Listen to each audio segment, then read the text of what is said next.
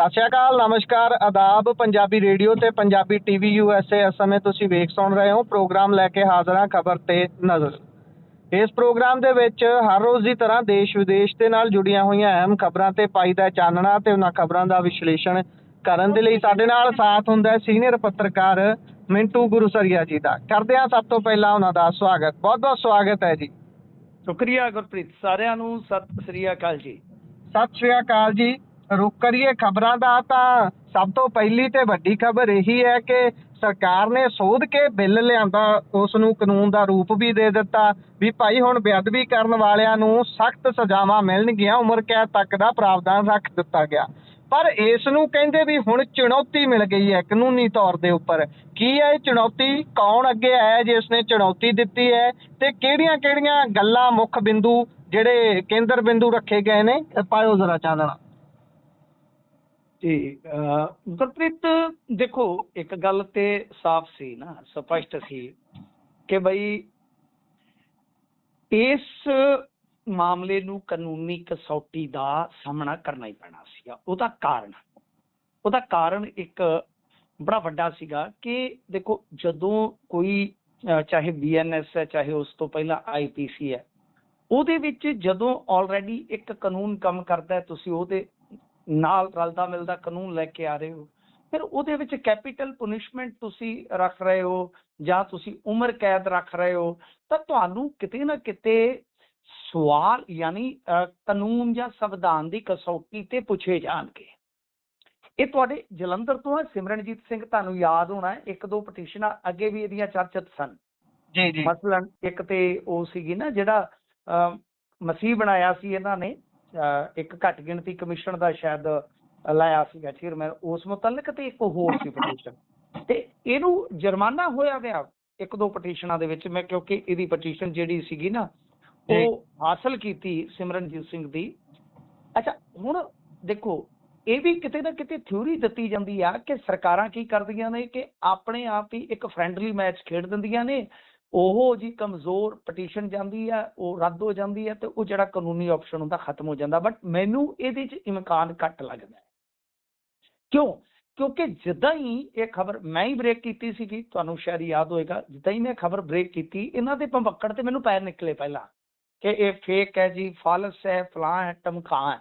ਪਰ ਉਸ ਤੋਂ 2-2.5 ਘੰਟਿਆਂ ਬਾਅਦ ਇਹ ਪੰਜਾਬ ਦੀ ਅੱਜ ਦੀ ਸਭ ਤੋਂ ਵੱਡੀ ਖਬਰ ਬਣ ਗਈ ਜੀ। ਅੱਛਾ, ਕਿਉਂਕਿ ਮੈਨੂੰ ਪਤਾ ਲੱਗਿਆ ਕਿ ਅੰਦਰ ਖਾਤੇ ਜਿਵੇਂ ਹੀ ਇਹ ਪਟੀਸ਼ਨ ਗਈ ਰਜਿਸਟਰੀ ਦੇ ਕੋਲ, ਤੇ ਜੋ ਕਾਨੂੰਨੀ ਮਹਿਕਮਾ ਹੈ ਪੰਜਾਬ ਸਰਕਾਰ ਦਾ, ਉਹਦੇ ਵਿੱਚ ਤੇ ਜ਼ਲਜ਼ਲਾ ਆ ਗਿਆ ਮੈਨੂੰ, ਉਹਦੇ ਵਿੱਚ ਤੇ ਜਿੱਦਾਂ ਭੁਚਾਲ ਆ ਗਿਆ।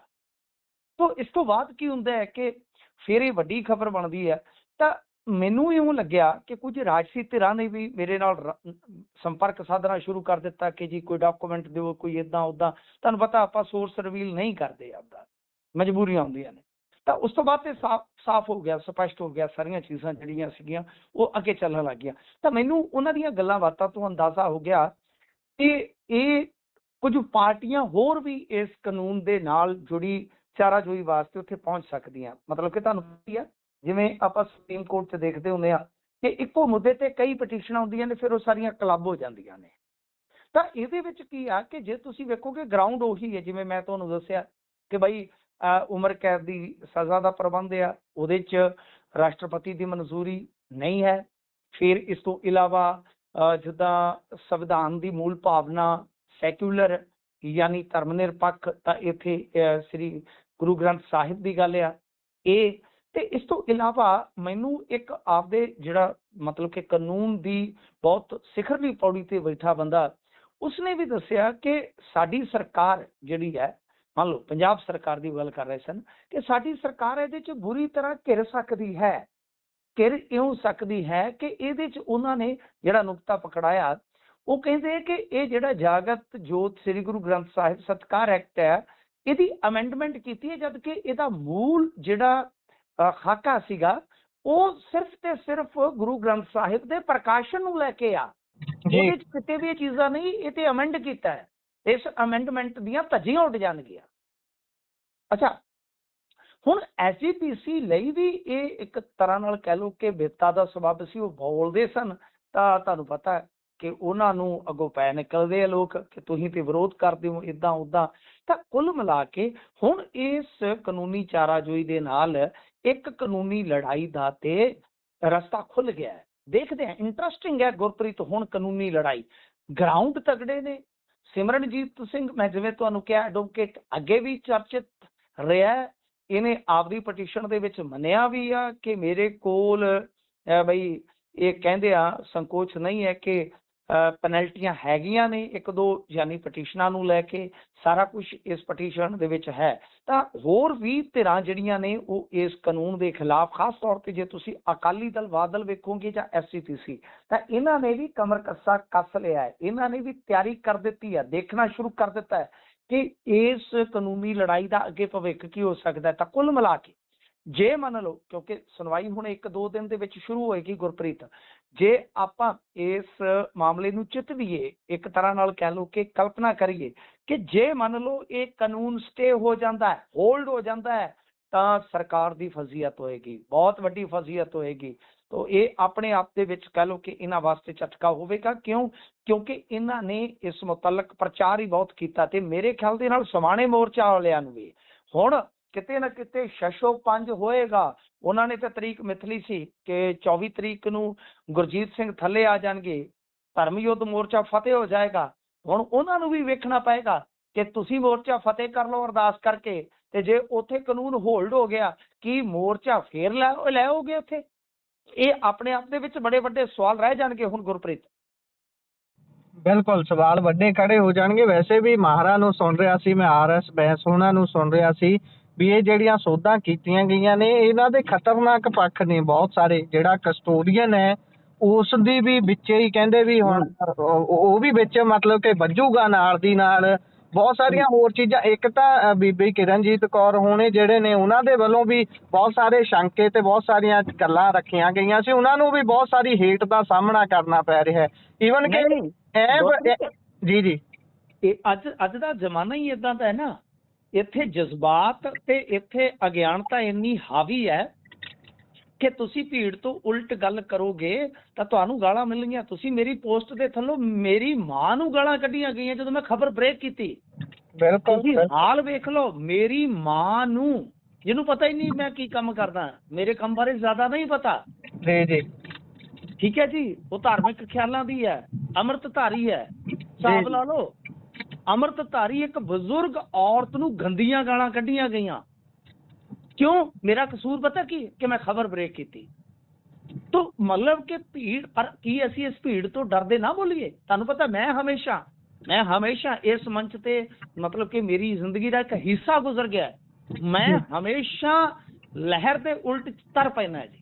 ਇਹ ਨਹੀਂ ਹੈ ਕਹਿੰਦੇ ਵਾ ਮੇਰੀ ਆਦਤ ਹੈ ਕਿ ਲਹਿਰ ਦੇ ਉਲਟ ਚੱਲ ਪੈਣਾ, ਨਹੀਂ, ਕਿ ਜਿੱਥੇ ਲੱਗਦਾ ਹੈ ਕਿ ਇਸ ਵਹਾਅ ਦੇ ਨਾਲ ਸਾਡੀ ਆਡੀਅנס ਨੂੰ ਨਹੀਂ ਬਹਿਣ ਦੇਣਾ, ਅਸੀਂ ਉਹਨਾਂ ਨੂੰ ਦੂਸਰਾ ਪੱਖ ਜਿਹੜਾ ਹੈ ਉਹ ਦਿਖਾਉਣਾ ਹੈ, ਤਾਂ ਜ਼ਰੂਰੀ ਹੋ ਜਾਂਦਾ ਹੈ। ਇਸ ਕਾਨੂੰਨ ਦੀਆਂ ਕੁਝ ਮਤਲਬ ਕਿ ਪਰਖਾਂ ਜ਼ਰੂਰੀ ਨੇ ਕਸੌਟੀ ਤੇ।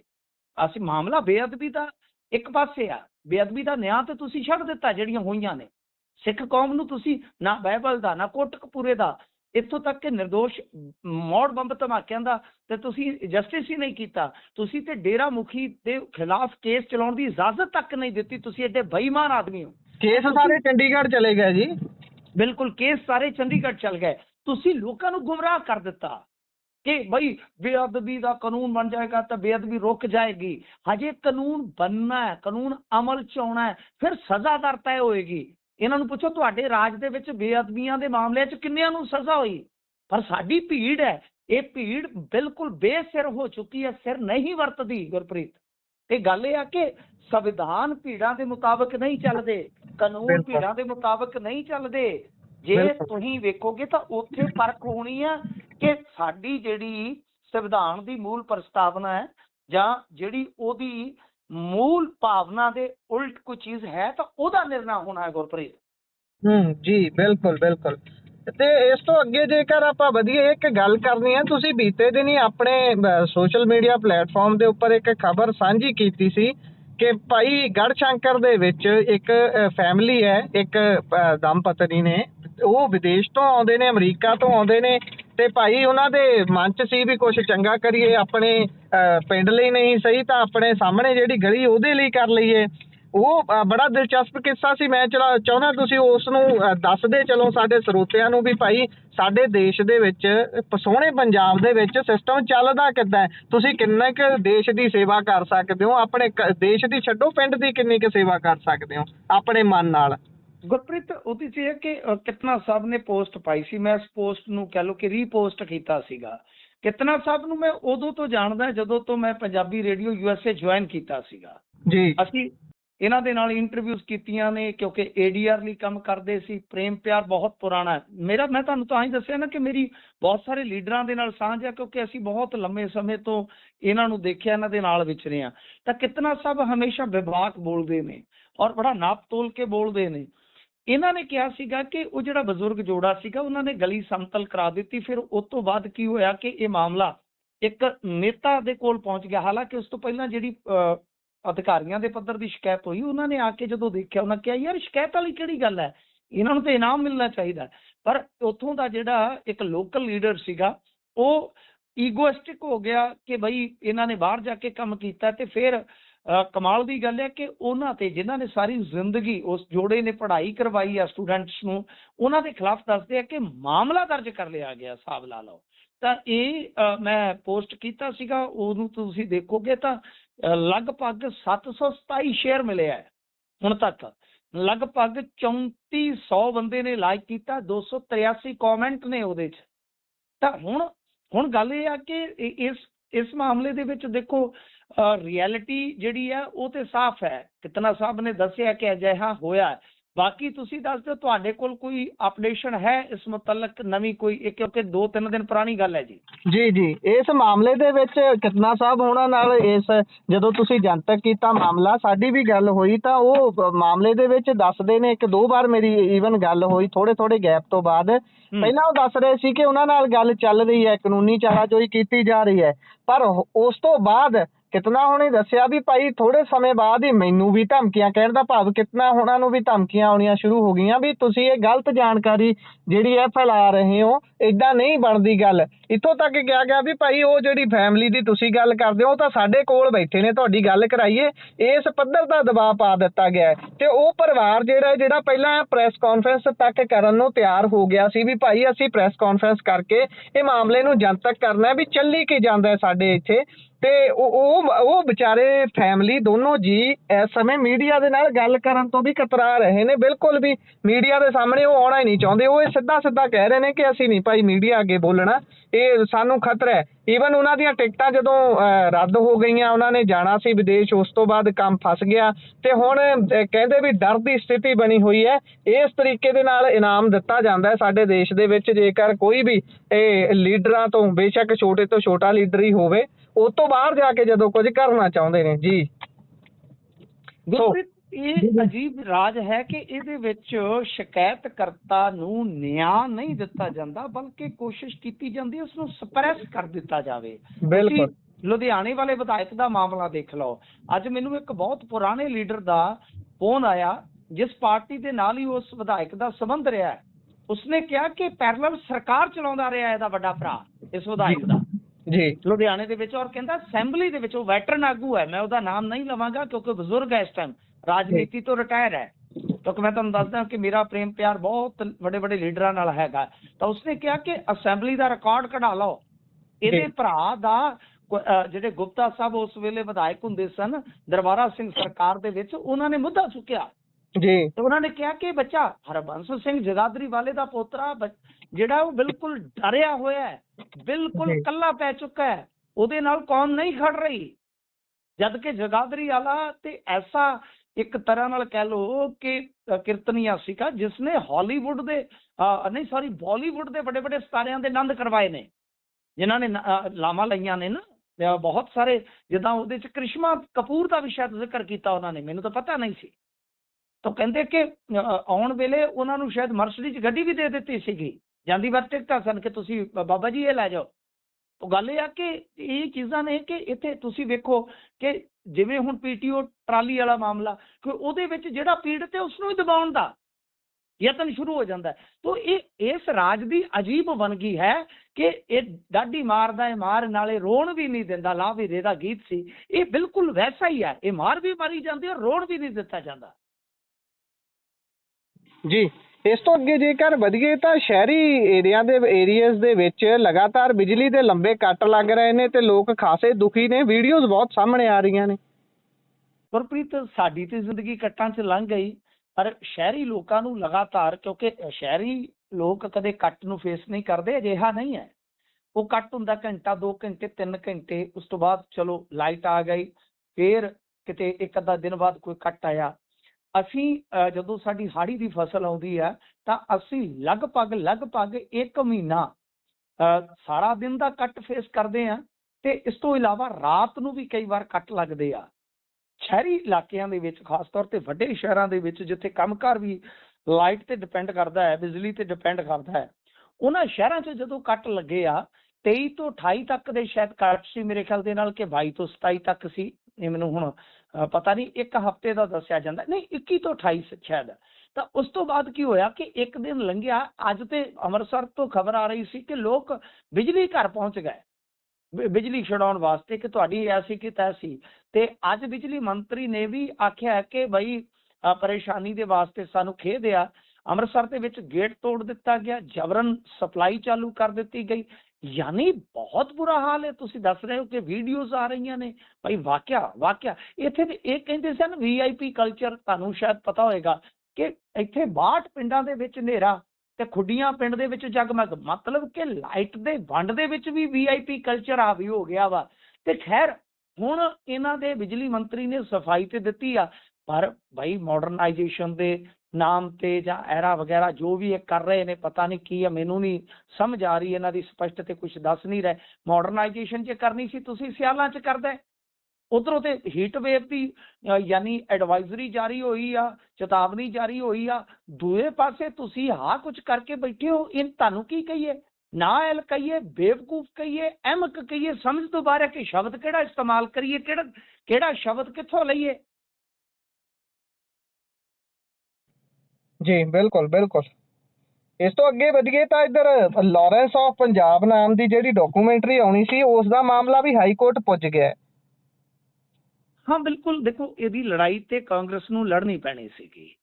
ਦੂਸਰਾ ਕੋਈ ਇਸ ਤਰ੍ਹਾਂ ਦੀ ਲੜਾਈ ਨਹੀਂ ਲੜਦਾ ਅੱਜ ਕੱਲ੍ਹ। ਤੁਹਾਨੂੰ ਪਤਾ, ਹਰ ਇੱਕ ਬੰਦੇ ਨੂੰ ਕਿਤੇ ਨਾ ਕਿਤੇ ਡਰ ਹੈ, ਭੈ ਹੈ, ਉਹ ਇਸ ਤਰ੍ਹਾਂ ਦੀਆਂ ਲੜਾਈਆਂ 'ਚ ਨਹੀਂ ਪੈਂਦਾ। ਪਰ ਜਿਹੜੀ ਆਪਣੀ ਪੰਜਾਬੀ ਫਿਲਮ ਇੰਡਸਟਰੀ, ਇਹ ਵੀ ਡਰੀ ਹੋਈ ਆ, ਇਹ ਵੀ ਸਹਿਮੀ ਹੋਈ ਆ। ਤੁਸੀਂ ਦੇਖਿਆ ਹੋਣਾ, ਗੈਂਗਸਟਰਾਂ ਤੇ ਫਿਲਮਾਂ ਬਣਨੀਆਂ ਬਿਲਕੁਲ ਬੰਦ ਹੋ ਗਈਆਂ ਨੇ ਇਸ ਵੇਲੇ। ਤੇ ਮੇਰੇ ਖਿਆਲ ਦੇ ਨਾਲ ਆਟੋਬਾਇਓਗ੍ਰਾਫੀ ਵੀ ਸ਼ਾਇਦ ਆਪਣੇ ਵਾਲੀ ਲਾਸਟ ਹਿੱਟ ਸੀਗੀ, ਉਸ ਤੋਂ ਬਾਅਦ ਕੋਈ ਇਹਨਾਂ ਨੇ ਇਦਾਂ ਦਾ ਰਿਸਕ ਨਹੀਂ ਲਿਆ। ਤਾਂ ਕੁੱਲ ਮਿਲਾ ਕੇ ਬੰਦ ਨੇ। ਕੋਈ ਐਫਰਟਸ ਹੋਈਆਂ ਨੇ, 1-2 ਐਫਰਟਸ ਹੋਈਆਂ ਨੇ ਇਸ ਤਰ੍ਹਾਂ ਦੀਆਂ, ਪਰ ਨਾਕਾਮ ਜਿਹੀਆਂ ਸਿੱਧ ਹੋਈਆਂ ਨੇ। ਤਾਂ ਇਸ ਤਰ੍ਹਾਂ ਦੇ ਕੰਟੈਂਟ ਤੇ ਕਹਿ ਲਈਏ ਕਿ ਆਪਣਾ ਜਿਹੜਾ ਬਾਲੀਵੁੱਡ ਆ ਉਹ ਵੀ ਡਰ ਰਿਹਾ।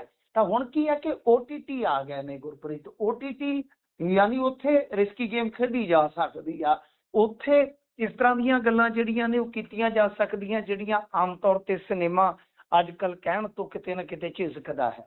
ਤਾਂ ਬਹਰਹਾਲ, ਜਦੋਂ ਲਾਰੈਂਸ ਆਫ ਪੰਜਾਬ ਡਾਕੂਮੈਂਟਰੀ ਜਿਹੜੀ ਇੱਕ OTT ਤੇ ਆਉਣ ਦਾ ਇਹਨਾਂ ਨੇ ਸੁਣਿਆ, ਤਾਂ ਸਭ ਤੋਂ ਵੱਡਾ ਵਿਰੋਧ ਵੀ ਕਾਂਗਰਸ ਨੇ ਕੀਤਾ। ਔਰ ਬਣਦਾ ਸੀਗਾ ਗੁਰਪ੍ਰੀਤ, ਬਣਦਾ ਇਉਂ ਸੀ ਕਿ ਜਿਹੜਾ ਮੂਸੇਵਾਲਾ ਪਰਿਵਾਰ ਆ ਉਹ ਤੇ ਐਲਾਨੀਆ ਕਾਂਗਰਸੀ ਆ। ਸਿੱਧੂ ਮੂਸੇਵਾਲਾ ਇਲੈਕਸ਼ਨ ਲੜ ਗਿਆ ਤੇ ਬਲਕੌਰ ਸਿੰਘ ਸਿੱਧੂ ਇਸ ਵੇਲੇ ਇਲੈਕਸ਼ਨ ਲੜਨ ਦੀ ਤਿਆਰੀ ਕਰ ਰਿਹਾ ਵਾ। ਸੋ ਇਸ ਕਰਕੇ ਰਾਜਾ ਵੜਿੰਗ ਨੇ ਸ਼ੁਰੂ 'ਚ ਸਟੈਂਡ ਲਿਆ ਤੇ ਉਸ ਤੋਂ ਬਾਅਦ ਉਹਨੇ ਹੀ ਐਲਾਨ ਕਰ ਦਿੱਤਾ ਕਿ ਅਸੀਂ ਕਾਨੂੰਨੀ ਲੜਾਈ ਲੜਾਂਗੇ। ਤਾਂ ਮਾਮਲਾ ਹਾਈ ਕੋਰਟ ਚਲਾ ਗਿਆ ਗੁਰਪ੍ਰੀਤ। ਹੁਣ ਇਹਦੇ 'ਚ ਵੇਖਣਾ ਹੋਏਗਾ ਕਿ ਹਾਈ ਕੋਰਟ ਕੀ ਇਸ ਡਾਕੂਮੈਂਟਰੀ ਨੂੰ, ਇਸ ਦਸਤਾਵੇਜ਼ੀ ਨੂੰ ਰੋਕਦਾ ਹੈ ਕਿ ਨਹੀਂ ਰੋਕਦਾ। ਜੇ ਰੋਕਦਾ ਹੈ ਤਾਂ ਉਹਦੇ ਵਿੱਚ ਕਿਹੜੇ ਗਰਾਊਂਡਸ ਹੋਣਗੇ। ਤਾਂ ਮੇਰੇ ਖਿਆਲ ਦੇ ਨਾਲ, ਕਿਉਂਕਿ ਇਸੇ ਹੀ ਹਾਈ ਕੋਰਟ ਦੇ ਵਿੱਚ ਤੁਹਾਨੂੰ ਪਤਾ ਲਾਰੈਂਸ ਦੀ ਇੰਟਰਵਿਊ ਦਾ ਮਾਮਲਾ ਵੀ ਗਿਆ ਸੀ, ਉਸ ਵੇਲੇ ਹਾਈ ਕੋਰਟ ਦੀਆਂ ਟਿੱਪਣੀਆਂ ਸਨ, ਜੇ ਮੈਨੂੰ ਚੰਗੀ ਤਰ੍ਹਾਂ ਯਾਦ ਨੇ, ਕਿ ਬਈ ਇਸ ਤਰ੍ਹਾਂ ਮਹਿਮਾ ਮੰਡਨ ਨਹੀਂ ਕੀਤਾ ਜਾ ਸਕਦਾ ਕਿਸੇ ਅਪਰਾਧੀ ਦਾ। ਔਰ ਠੀਕ ਹੈ, ਉਹਦੇ ਵਿੱਚ ਇੱਕ ਬਹੁਤ ਵੱਡਾ ਪੱਤਰਕਾਰ ਜਿਹੜਾ ਬਚ ਗਿਆ, ਜਿਹਦਾ ਕਹਿ ਲਓ ਕਿ ਬੈਕਗਰਾਉਂਡ ਪੁਲਿਸ ਦਾ ਹੈ, ਚੰਡੀਗੜ੍ਹ ਪੁਲਿਸ ਦਾ, ਉਹਦਾ ਭਰਾ ਵੀ ਜਿਹੜਾ ਹੈ ਬਹੁਤ ਚਰਚਿਤ ਇੰਸਪੈਕਟਰ ਹੈ, ਪਿੱਛੇ ਜੇ ਤੁਹਾਨੂੰ ਪਤਾ 1-2 ਵੀਡੀਓ ਵੀ ਵਾਇਰਲ ਹੋਈਆਂ ਸੀਗੀਆਂ, ਉਹ ਬਚ ਗਿਆ ਉਸ ਮਾਮਲੇ ਦੇ ਵਿੱਚ। ਅਦਰਵਾਈਜ਼ ਬਹੁਤ ਸਖਤ ਸੀ ਹਾਈ ਕੋਰਟ। ਤਾਂ ਉਸੇ ਹੀ ਮਾਮਲੇ ਦੇ ਵਿੱਚ ਹੁਣ ਦੂਸਰਾ ਮਾਮਲਾ ਪਹੁੰਚ ਜਾਏਗਾ ਇਸ ਤਰ੍ਹਾਂ ਦਾ ਜਿਹਦੇ ਵਿੱਚ ਅਪਰਾਧ ਦਾ ਜਾਂ ਅਪਰਾਧੀ ਦਾ ਮਹਿਮਾ ਮੰਡਣ ਹੁੰਦਾ ਹੈ, ਉਹਦੀ ਮਤਲਬ ਯਾਨੀ ਉਹਨੂੰ ਗਲੋਰੀਫਾਈ ਕੀਤਾ ਜਾਂਦਾ ਹੈ। ਤਾਂ ਮੇਰੇ ਖਿਆਲ ਦੇ ਨਾਲ ਹਾਈ ਕੋਰਟ ਇਹਦੇ 'ਚ ਬਹੁਤ ਬਰੀਕ ਛਾਨਣਾ ਲਾਵੇਗੀ ਗੁਰਪ੍ਰੀਤ, ਹਲਕੇ ਫੈਸਲਾ ਆਉਣਾ। ਬਾਕੀ ਆਪਾਂ ਕੋਈ ਅਗਾਊ ਟੀਕਾ ਟਿੱਪਣੀ ਨਹੀਂ ਕਰ ਸਕਦੇ, ਪਰ ਮੈਨੂੰ ਲੱਗਦਾ ਹੈ ਕਿ ਹਾਈ ਕੋਰਟ ਦੇ ਵਿੱਚ ਉਹ ਇੰਟਰਵਿਊ ਵਗੈਰਾ, ਕਿਉਂਕਿ ਉਹਦੀ ਸੁਣਵਾਈ ਚੱਲ ਰਹੀ ਹੈ ਆਲਰੇਡੀ, ਤਾਂ ਇਹ ਮਾਮਲਾ ਜਿਹੜਾ ਕਾਫੀ ਕਹਿ ਲਓ ਕਿ ਰੌਚਕ ਹੋਣ ਵਾਲਾ ਹੈ।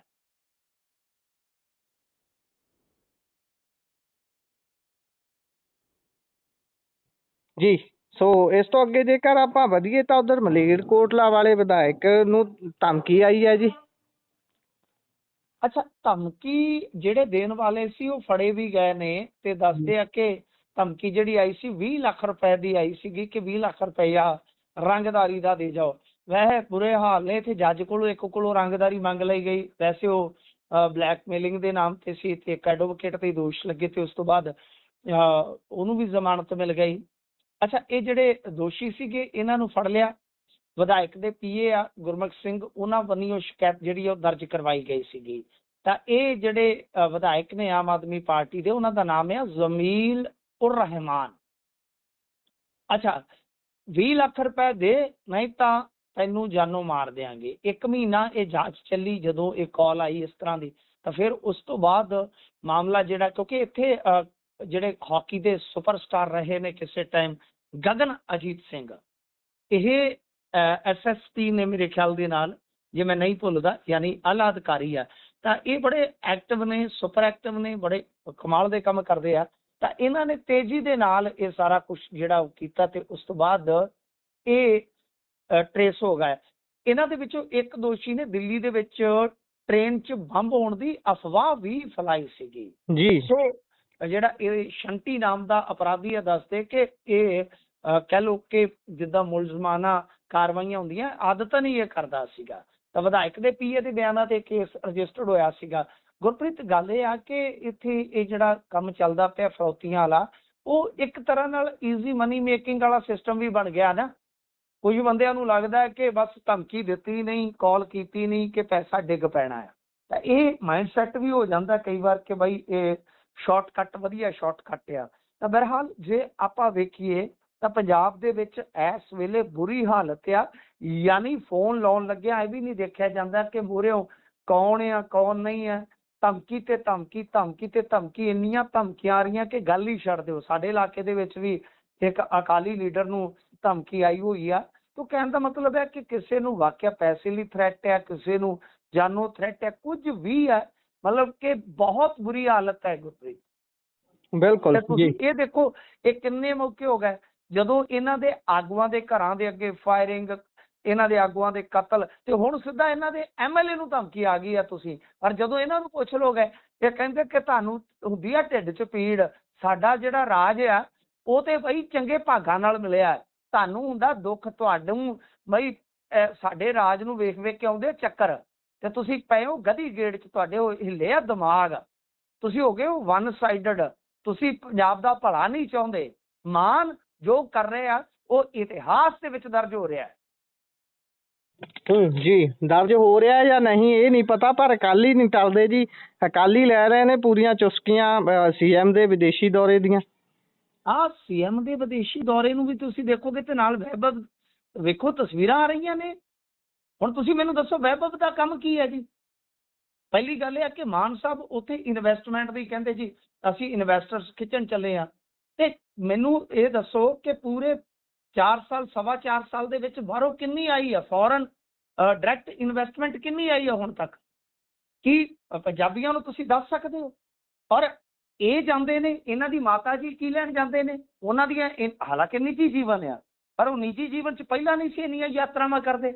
ਔਰ ਇਹਨਾਂ ਦੇ ਇੱਕ ਮੰਤਰੀ ਬਾਰੇ ਮੈਨੂੰ ਇਹ ਵੀ ਪਤਾ ਲੱਗਾ ਕਿ ਉਹ ਆਪਦੇ ਬਹੁਤ ਪਰਸਨਲ ਨੇੜੂ ਗਨਮੈਨ ਜਾਂ ਦੂਜੇ ਤੀਜੇ ਵੀ ਲੈ ਗਿਆ।